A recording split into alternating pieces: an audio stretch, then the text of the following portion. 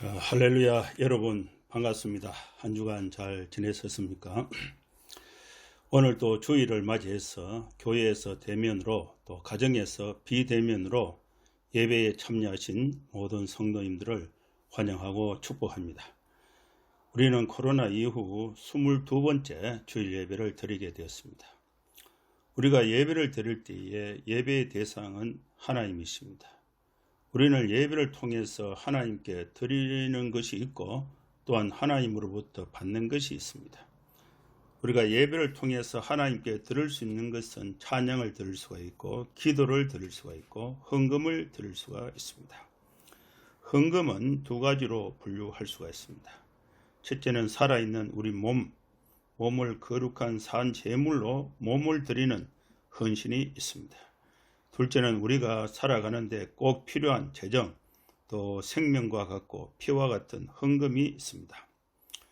오늘날 우리 사회는 이 경제 중심의 사회를 형성하고 있습니다. 사회, 정치, 교육, 문화 전 영역에 걸쳐서 그 밑바탕에는 경제가 중심이 되어서 움직이고 있습니다. 이 경제 문제는 생존을 위한 전쟁과 같은 현상이 있습니다. 그래서 언론 보도에 보면은 국제적으로는 미국과 중국의 관세 정쟁, 또 무역 전쟁이 치열하게 다투고 있는 것을 알 수가 있습니다. 우리나라도 정부가 서울 집값을 잡기 위해서 22번이나 부동산 대책을 발표했는데 이에 대해서 언론에서 상세하게 보도하고 있습니다. 그 중에 보면은 세금 폭탄이라는 말이 등장하고 있습니다. 재산세, 보유세, 또 종합부동산세, 증여세, 취득세, 부가세, 양도세, 법인세 등 직접세와 또 상업활동에서 부과되는 간접세 등이 있습니다. 요즘 이런 말이 있습니다. 재산을 가지고 있지도 못하고 또 재산을 팔지도 못하고 자식에게 물려줄 수도 없다고 합니다. 다 세금 때문에 그렇습니다. 참으로 힘든 이 변화의 과정에 우리가 처해 있습니다. 이런 힘든 가운데서도 우리는 삶의 일부가 되고 생명과 같이 소중한 재정을 헌금의 명목으로 하나님께 드립니다. 대표적인 헌금은 11조입니다. 우리 교회는 여러 명목으로 헌금을 할 수 있도록 제도화하고 있습니다. 주일 헌금, 감사 헌금, 또 생일 헌금, 절기 헌금, 또 성교 헌금 등 여러 가지가 있습니다. 이 헌금은 하나님께 드리는 경배의 한 표현이 됩니다. 따라서 우리는 예배를 통해서 하나님께 드리는 것은 찬양과 또 기도와 함께 헌금이 되는 것입니다. 이렇게 하나님 앞에 정성을 다해서 드리는 것이 예배인데 이 예배를 통해서 우리가 또 하나님으로부터 받는 것이 있습니다. 하나님께서 예배를 드리는 우리 성도들에게 베풀어 주시는 은혜가 있다는 것입니다. 하나님의 은혜의 수단은 기도와 말씀, 즉 설교입니다. 우리는 기도를 통해서 하나님의 은혜를 받을 수가 있고 설교를 통해서 하나님의 은혜를 받을 수가 있습니다. 기도는 모든 성도들이 자신의 형편에서 예수님의 이름으로 직접 하나님께 아뢰을 수가 있습니다. 우리가 억장이 무너지는 힘들고 억울한 일이 있어도 나의 형편을 충분히 들어주고 이해해주는 누군가가 있다면 우리는 아무리 큰 어려움도 이겨나갈 수 있는 힘이 생기게 될 것입니다. 우리의 기도는 하나님이 귀를 기울여 들어주십니다. 우리는 기도할 수 있는 특권이 있고 또 하나님은 우리의 기도를 들어주시는 약속이 있습니다. 기도는 하나님의 은혜를 받는 수단이 됩니다. 여러분, 지금 우리는 기도할 때가 되었습니다. 저도 한 주에 하루는 날을 잡아서 기도하는 시간을 가지고 있습니다. 매주 목요일에는 주암산, 주님과 대면하는 대면산이라고 제가 명칭을 지었는데 그 대면산 배바위에 올라가서 개인과 교회와 국가를 위해서 크게 세 가지 기도 제목을 가지고 기도를 하고 있습니다. 다음으로 우리는 하나님의 말씀인 성경을 읽고 설교를 듣고 성경을 공부하고 성경을 암송하면서 생활 속에서 적용할 때에 하나님의 은혜를 받을 수가 있습니다. 성경은 하나님의 뜻을 알 수 있는 유일하고 절대적인 기준이 됩니다. 그래서 이 교회는 성경을 잘 해석하고 또 성경을 잘 해석해서 교인들에게 또 가르치고 설교를 해야 하는 것입니다. 또한 교회는 불신자들이 이해할 수 있도록 성경을 잘 해석해서 전해야 합니다. 불신자가 성경의 증언을 듣고 믿으면 신자가 되고 영생을 얻게 되는 것입니다. 성경은 예수님에 관한 복음을 소개하고 있습니다. 이 성경은 구원과 멸망을 결정하는 판단의 기준이 됩니다. 오늘은 우리의 심판자 되시는 예수님에 관해서 성경의 증언을 듣고 영생을 얻으라는 제목으로 말씀을 나누겠습니다. 성경은 예수 그리스도를 소개하고 예수 그리스도에 관하여 증언하고 있습니다. 성경의 증언을 믿는 자는 영생을 얻을 수가 있습니다. 성경의 권위를 부정하거나 성경의 내용을 수정하는 것은 잘못된 것입니다. 이제 우리 교회는 지금 중대한 두 가지 문제에 직면해 있습니다. 첫째는 포괄적 차별금지법, 평화법, 소수자 인권보호법 등의 이름으로 동성애를 합법화하려는 입법활동이 국회에서 있습니다. 이 법이 제정이 되면은 동성애를 명시적으로 반대하고 있는 성경은 불법이 되는 것입니다. 성경의 내용을 설교하면은 불법이 되고 또 처벌을 받을 수도 있게 됩니다. 이것은 하나님이 기뻐하시는 법이 될 수가 없습니다. 둘째는 정부의 교회에 대한 행정명령입니다. 이것은 교회 내에서 정규 예배 외에 소그룹, 식사, 또 성가대, 연습, 교육활동, 수련회 등 모두 금지한다는 것입니다. 이 명령이 7월 10일에 발표가 되었고 또 시행되어 오다가 7월 24일에 일부 해제가 되었습니다. 우리 교회를 비롯해서 대부분의 교회가 또 행정명령을 준수하였습니다. 이 행정명령으로 인해서 교회의 사역적 활동은 두 가지 측면에서 위축이 되었습니다.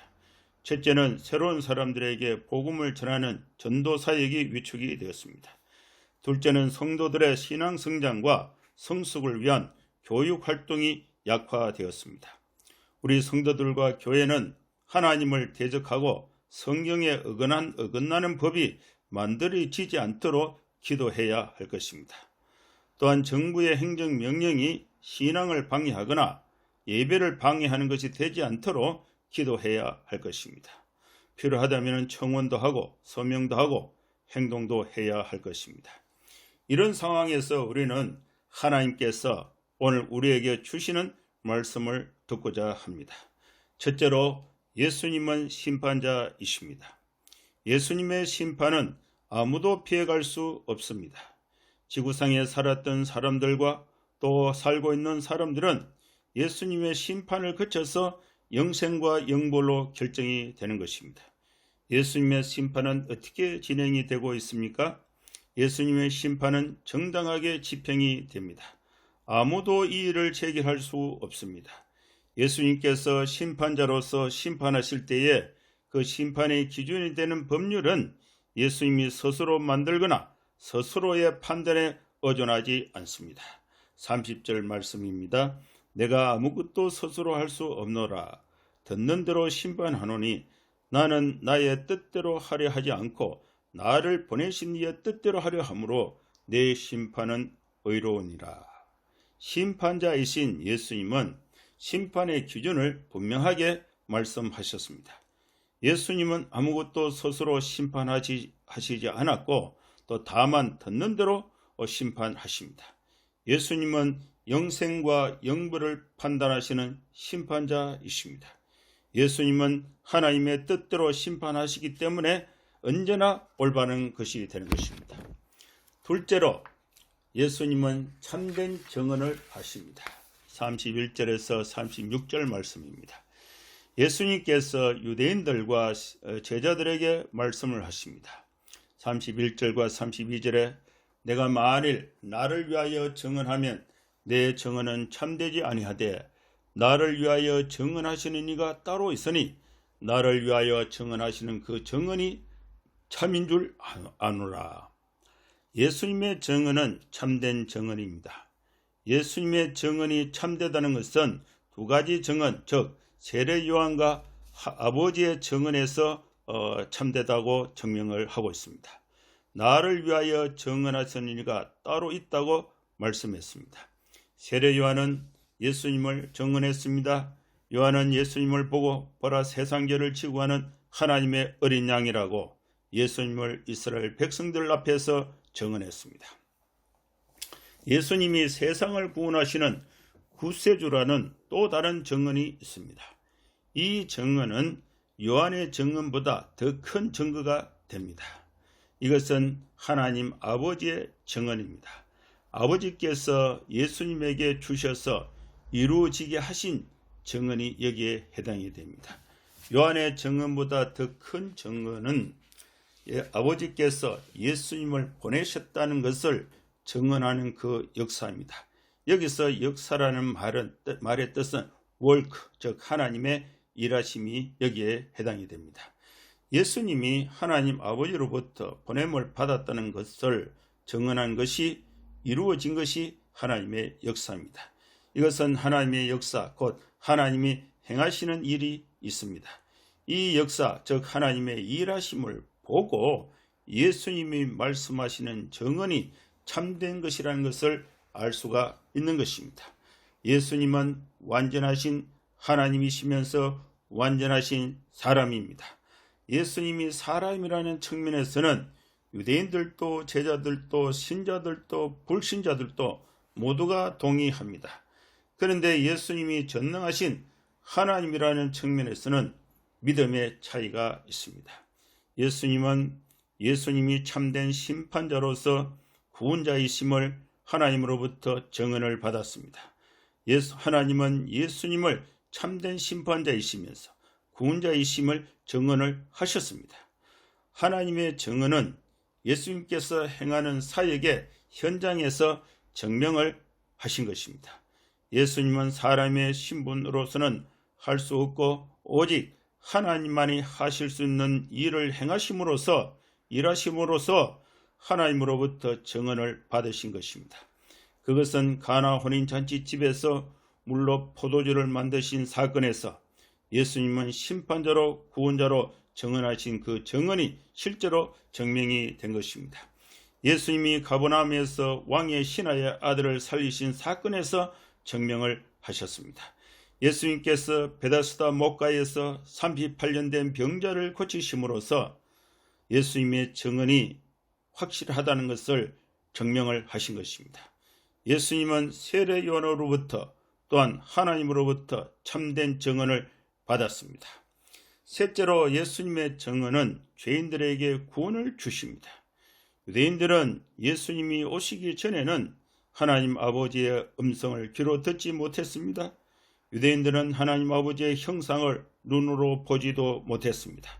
38절 말씀에 너희는 아무 때에도 그 음성을 듣지 못하였고 그 형상을 보지 못하였으며 라고 기록하고 있습니다. 그런데 이제는 하나님의 증언과 세례 요한의 증언으로 예수님이 심판자이시고 구세주이심을 확인할 수 있게 되었습니다. 유대인들은 예수님을 통해서 하나님의 음성을 귀로 들을 수 있게 되었고 하나님의 형상을 지닌 예수님을 눈으로 볼 수 있게 되었습니다. 그러나 유대인들은 예수님이 하시는 말씀을 믿지 않았습니다. 인간의 모습으로 인간의 형상으로 이 땅에 오신 예수님에게 하나님의 말씀과 하나님의 형상이 있다는 것을 믿지 않았던 것입니다. 이 불신의 기초에서 유대인들은 예수님의 증언을 받아들이지 않았습니다. 믿지 않았습니다. 그러나 예수님께서 증언하신 것을 믿는 자는 죄사함을 얻게 되고 구원을 선물로 받게 됩니다. 예수님의 증언은 죄인을 회개시키고 영생의 부활을 일으키는 능력이 있습니다. 이제 우리는 예수님의 증언이 참되다는 사실을 성경을 통해서 알 수가 있습니다. 넷째로 성경은 예수님에 관하여 증언하고 있습니다. 너희가 성경에서 영생을 얻는 줄 생각하고 성경을 연구하거니와 이 성경이 곧 내게 대하여 증언하는 것이니라. 성경에는 영생이 있습니다. 성경은 연구해야 됩니다. 성경은 하나님의 예수님에 관하여 증언하고 있습니다. 이 성경은 구약과 신약으로 구성되어 있습니다. 구약 성경은 오실 메시아에 대해서, 신약 성경은 오신 메시아에 대해서 기록하고 있습니다. 신구약 성경의 중심 주제는 예수가 그리스도이심을 증언하는 것입니다. 유대인들은 구약 성경을 읽었습니다. 그러나 그들은 영생을 얻기 위해서 구약 성경이 증언하고 있는 예수님께로 나오지 못했습니다. 왜냐하면 유대인들은 하나님 예수님께로 나오길 원치 않았기 때문에 그렇습니다. 우리는 올바른 신앙을 가지고 올바른 그리스도인의 삶을 살고자 하는 소원함을 가져야 합니다. 그러기 위해서 우리는 성경을 연구해야 합니다. 여기서 연구한다는 것은 날카로운 돌 조각을 금강석에 갈아서 둥글둥글하게 만든다는 의미가 있습니다. 우리가 성경을 연구한다는 것은 성경의 말씀을 가지고 갈고 닦아서 나의 인격이 하나님의 말씀으로 둥글둥글하게 다듬어진다는 것입니다. 성경을 연구한다고 하면서 나의 생각과 신념과 철학을 정해두고 성경을 나에게 맞도록 해석하고 적용하는 것은 잘못된 것입니다. 성경의 말씀을 기준으로 해서 나 자신의 생각을 바꾸고 또 생활을 바꾸고 또 삶의 태도를 바꿔야 하는 것입니다. 따라서 이 성경을 연구한다는 것은 예수님의 말씀을 따라서 나를 바꾸는 것입니다. 즉 예수님의 제자가 되는 것입니다. 우리는 유대인들과 달리 영원을 갈망해야 합니다. 40절 말씀에 그러나 너희가 영생을 얻기 위하여 내게 오기를 원하지 아니하였도다.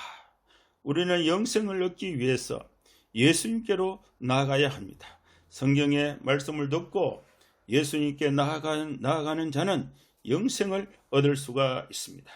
우리가 생활에서 성경을 연구하고 또 성경의 내용을 믿고 또 성경의 내용을 실천하면 어떤 일이 일어나게 됩니까? 사랑하는 여러분, 성경을 연구해서 개인의 삶에 적용하면 개인의 삶이 풍요롭고 기쁨이 있는 생기찬 삶이 될 것입니다.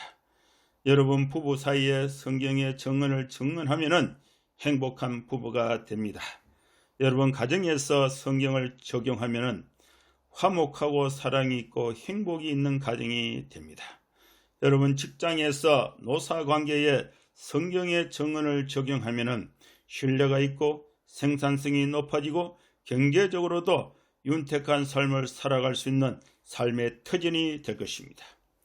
여러분 우리나라 국회와 정부와 경제계에 또 성경의 증언을 적용하면 잘 사는 나라가 되고 젊은이들에게 희망을 주는 나라가 될 것입니다.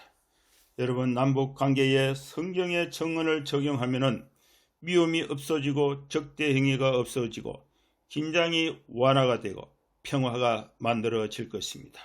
성경은 영생을 얻는 유일한 길이 예수 그리스도이심을 증언하고 있습니다. 다섯째로 우리는 성경의 증언을 따라서 예수님을 하나님의 아들로 영접해야 합니다. 43절 말씀입니다. 나는 내 아버지의 이름으로 왔음에 너희가 영접하지 아니하나 만일 다른 사람이 자기 이름으로 오면 영접하리라. 유대인들은 세례 요한은 영접했습니다. 그러나 예수님은 영접하지 않았습니다. 예수님은 하나님의 이름으로 심판자로 구원자로 이 땅에 오셨습니다.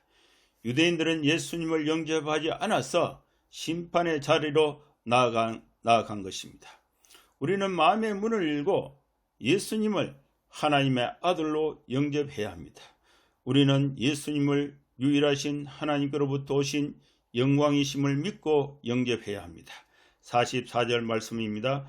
너희가 서로 영광을 취하고 유일하신 하나님께로부터 오는 영광은 구하지 아니하니 어찌 나를 믿을 수 있느냐. 유대인들은 하나님의 이름으로 자신들이 영광을 취하고자 했습니다. 유대인들은 하나님께로부터 오는 영광을 구하지 않았습니다. 그 결과로 유대인들은 예수님을 하나님의 아들로 믿지 못했습니다. 이제 우리는 신앙의 관점을 바꿔야 합니다. 우리는 신앙생활을 함에 있어서 나 중심에서 예수님 중심으로 전환을 해야 합니다. 우리는 교회 안에서 서로 영광을 취하고자 하는 것은 잘못된 것입니다. 교회 안에서 자신의 영광을 추구하는 것은 잘못된 것입니다.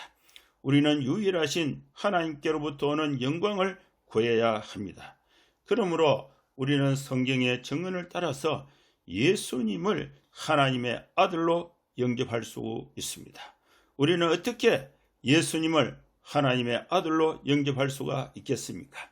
우리는 성경의 증언을 듣고 예수님을 영접할 수가 있습니다. 예수님에 관하여 모세가 증언하고 있습니다.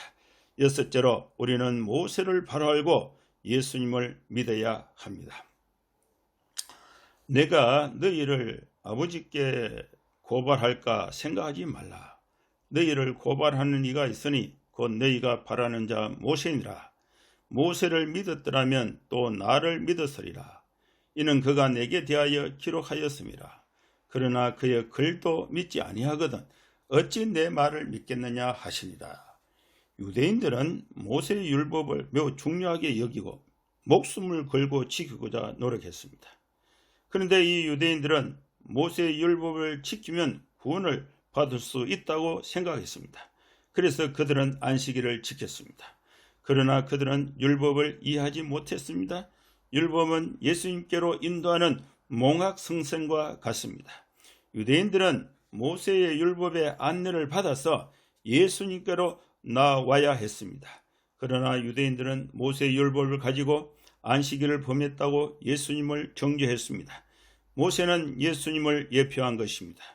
유대인들은 모세에 대해서 율법에 대해서 잘 알지도 못했고 지키지도 못함으로써 참남한 죄인이 되었습니다. 유대인들은 모세의 율법의 정죄를 받고 심판을 받게 된 것입니다. 반면에 예수님은 유대인들을 정죄하지 않았습니다. 다만 율법을 지키지 못한 죄인임을 깨닫게 하고 할 수 있는 대로 구원하시고자 했습니다. 모세 오경의 저자인 모세는 예수님에 대하여 기록하고 있습니다. 유대인들은 이 사실을 몰랐습니다. 또 믿지도 않았습니다. 유대인들은 모세의 율법을 잘못 알고 있었고 또 지킬 수도 없었습니다. 유대인들은 예수님께서 깨우쳐 주신 율법의 해석을 받아들이지 않았습니다. 예수님께서 알려주신 안식일 계명에 대해서 또 산상수훈과 주의 임하심과 세상 끝의 징조와 수많은 천국의 비유와 소경의 눈을 뜨게 하고 죽은 자가 살아나고 성령으로 귀신을 쫓아내고 또 병자들을 고치시는 표적과 기사들을 보고도 유대인들은 예수님을 믿지 않았습니다. 그러나 예수님은 분명히 말씀을 하십니다. 성경의 증언을 듣고 예수를 믿으면 영생을 얻게 됩니다. 우리는 성경의 증언을 들어야 합니다. 성경은 예수님을 증언하고 있습니다. 예수님은 성령으로 잉태되어 동정녀 마리아를 통해 탄생하셨습니다. 예수님은 인간의 죄를 대신하여 십자가에서 피를 흘리셨습니다. 예수님은 무덤에 장사된 지 3일 만에 부활하셨습니다. 부활하신 예수님은 40일 동안 제자들에게 나타나셔서 하나님의 나라에 관하여 말씀을 하셨고 하늘로 승천하셨습니다. 예수님은 보혜사 성령을 보내주신다고 또 약속하셨고 그 약속은 오순절 성령 강림으로 이루어졌습니다. 예수님은 하늘로 가심을 본 그대로 재림하신다고 약속했습니다. 예수님에 관한 이 모든 내용은 성경에서 증언하고 있습니다. 우리는 예수님을 통해서 영생을 얻을 수가 있습니다. 성경의 증언은 타협할 수 없는 절대적인 기준이 됩니다. 그래서 성경은 하나님의 말씀입니다. 우리는 성경의 내용을 가감없이 정확하게 해석하고 또 설명할 수 있어야 합니다. 교회는 성경으로 설교해야 합니다. 설교는 성경의 한 부분을 가지고 그 시대에 맞도록 해석하고 설명하는 것입니다. 어느 교회를 보니까 설교의 그 본문이 목민심서 몇 장 이렇게 주보에 적혀 있는 것을 본 적이 있습니다. 설교의 본문이 목민심서가 될 수가 없습니다. 성경은 하나님의 말씀입니다. 성경의 어떤 부분은 하나님의 말씀이고 또 어떤 부분은 하나님의 말씀이 아니다 라고 구분하는 것은 잘못된 것입니다. 성경은 모든 구절이 하나님의 말씀이고 이것을 가지고 설교할 수 있어야 합니다. 그런데 포괄적 차별금지법이나 포괄적 차별금지법이 발의가 되었는데 이 법이 국회를 통과하고 입법이 되면은 또 이것이 시행이 된다면은 성경은 불법이 되는 것입니다. 성경대로 설교하면은 범법자가 되고 또 처벌을 받을 수 있게 됩니다. 우리는 국회가 이런 법을 제정하지 않도록 기도하고 서명하고 활동해야 할 것입니다. 이제 말씀을 마무리하겠습니다. 성경은 정언하고 있습니다. 우리는 성경의 정언을 들어야 됩니다. 첫째로 예수님은 심판자이십니다. 둘째로 예수님은 참된 정언을 하셨습니다. 셋째로 예수님의 정언은 죄인들에게 구원을 주십니다. 넷째로 성경은 예수님에 관하여 정언하고 있습니다. 다섯째로 우리는 성경의 정언에 따라서 예수님을 하나님의 아들로 영접해야 합니다. 여섯째로 우리는 모세를 바로 알고 예수를 믿어야 합니다. 우리는 이 말씀을 따라서 성경의 정언을 믿고 영생을 얻게 되었습니다. 이제 우리는 세상 속에서 성경을 정언하고 불신자들로 하여금 영생을 얻을 수 있도록 해야 할 것입니다. 하나님께서 저와 여러분에게 은혜를 주셔서 성경을 정언하고 영생을 얻게 하는 사역에 온전히 쓰임을 받을 수 있기를 주의 이름으로 축원합니다. 기도하겠습니다. 거룩하신 하나님 아버지, 우리에게 성경의 정언을 듣게 하시고 영생을 주심을 감사합니다. 주님, 이제 우리는 오늘 주신 말씀을 따라서 성경을 정언하는 정인된 삶을 살게 하여 주시옵소서. 천지 만물을 창조하신 전능하신 하나님의 이름이 이 땅에서 멸시를 받지 않도록 교회가 정언의 사역을 실천하게 하여 주시옵소서. 사랑의 주님, 우리 모든 성도들의 가정과 삶의 터전에 은혜를 주셔서 빛이 되게 하시고 성경을 정언하여서 우리 가족들과 직장의 사람들이 영생을 얻는 축복이 있게 하여 주시옵소서. 특히 우리나라가 하나님을 대적하지 않고 성경에 위반되는 법을 제정하지 않도록 입법자들에게 은혜를 더하여 주시옵소서. 예수님의 이름으로 기도하옵나이다. 아멘. 감사합니다. 다음 주에 또 뵙도록 하겠습니다.